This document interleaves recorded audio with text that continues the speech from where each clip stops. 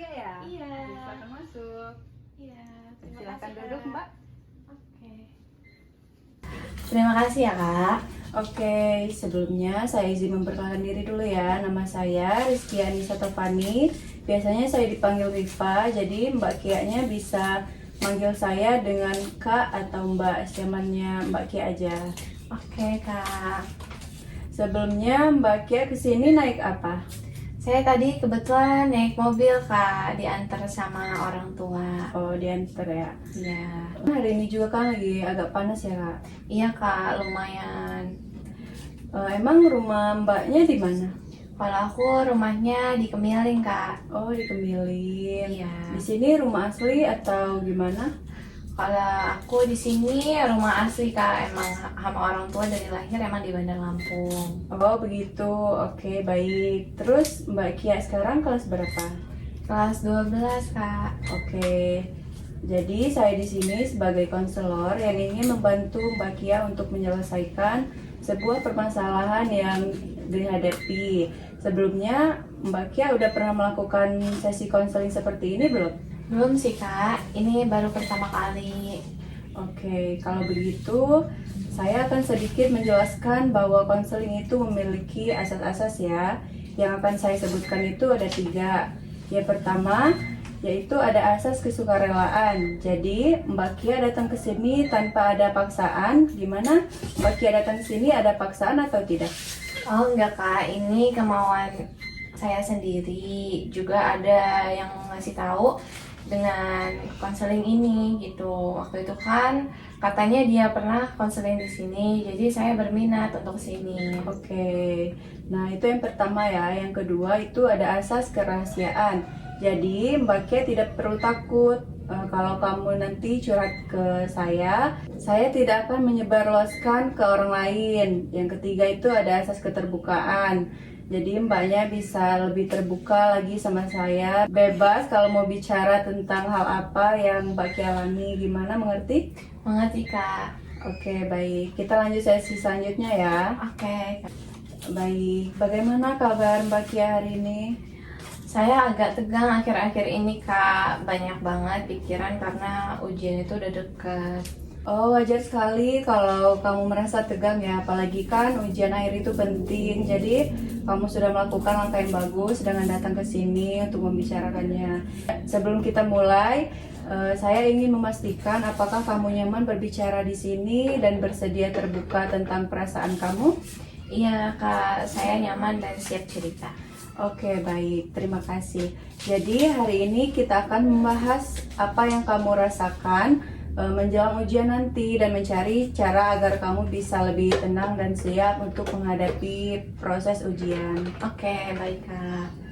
Sekarang bisa kamu ceritakan lebih rinci hal apa yang paling membuat kamu merasa cemas menjelang ujian besok? Setiap kali saya mau belajar, saya langsung panik, Kak. Saya tuh takut kalau lupa semua materi saat ujian nanti. Saya juga takut nilainya jelek dan orang tua saya kecewa. Saya juga jadi ngerasa nggak pede kalau nilainya kecil. Ya, jadi kecemasan kamu muncul ketika kamu belajar dan membayangkan ujian itu ya. Apakah itu membuat kamu sulit fokus? Iya, Kak, kadang saya malah tidak bisa belajar sama sekali. Rasanya tuh kayak pikiran saya udah penuh dan sulit untuk tenang. Oke, baik.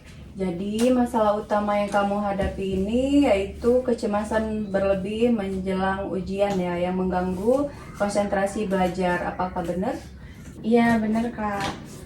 Oke, kalau begitu menurut kamu apa tujuan yang ingin kamu capai dari konseling kita hari ini? Saya ingin bisa lebih tenang menghadapi ujian, Kak, supaya bisa belajar dengan fokus dan tidak takut akan gagal.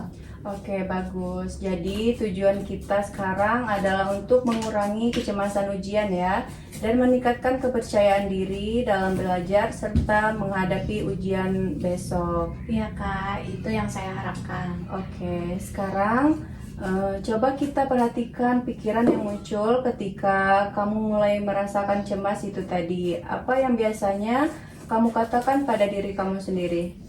Biasanya saya berpikir saya pasti tidak bisa mengerjakan soal, atau saya bisa bakal mengecewakan orang tua gitu Kak. Oke, baik. Jadi ada pikiran seperti kamu berpikir saya pasti gagal gitu dan orang tua akan kecewa.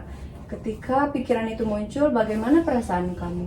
Saya langsung panik, jantung juga berdebar dan sulit untuk bernapas. Rasanya itu ingin menyerah Kak. Oh, begitu. Nah, jadi itu contoh pikiran negatif yang otomatis ya di dalam CBT. Nah, jadi kita sekarang akan belajar mengenali pikiran seperti itu agar bisa mengubah menjadi lebih rasional atau lebih berpikir ke hal-hal yang positif gitu. Oke Kak. Lalu apa yang kamu lakukan setelah perasaan itu muncul? Saya malah berhenti belajar Kak. Kadang main HP biar nggak stres. Nah, di situ terlihat hubungannya. Pikirannya itu kamu berpikir saya pasti gagal. Terus perasaannya berasa kalau takut, panik gitu. Perilakunya yaitu menghindar dari belajar. Jadi, ketika pikiran negatif bisa memicu perasaan negatif dan akhirnya mempengaruhi tindakan kita. Iya Kak, saya baru sadar kalau pikiran saya memang bikin saya malas belajar.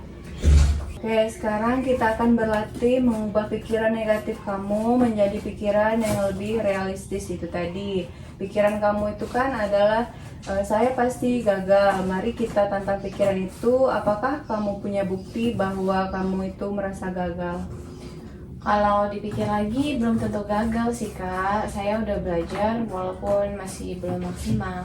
Oke, bagus. Sekarang kita coba ubah kalimat itu jadi lebih seimbang ya.